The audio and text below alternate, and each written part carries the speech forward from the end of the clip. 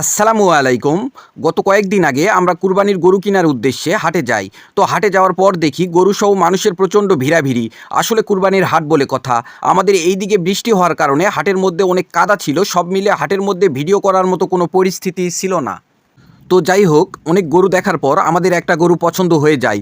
গরুর দাম দর সব কিছু ঠিক করার পর হাটের একপাশে ফাঁকা জায়গাতে আমরা টাকা পয়সা লেনদেন করতেছিলাম। ভিডিওতে যেই চাচাকে দেখতে পাচ্ছেন উনি এই গরুর মালিক।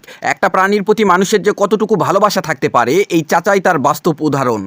আমরা ৭৭,৫০০ টাকা দিয়ে গরুটা ক্রয় করছিলাম। গরুটার বয়স ছিল ২ দাঁত। আমাদের মাংসের টার্গেট ছিল ১১৫ থেকে ১২০ কেজির মতো। তো কুরবানির ২-১টা হাট ঘোরার পর ব্যক্তিগতভাবে আমার কাছে মনে হয়েছে আমাদের এই দিকে গরুর বাজার খুব একটা বেশি না। গরু প্রতি ২ থেকে ৩ হাজার টাকা বেশি ছিল, যা কুরবানির হাট হিসাবে স্বাভাবিক। তো আজকে এই পর্যন্তই। ভালো থাকবেন, সুস্থ থাকবেন। আসসালামু আলাইকুম।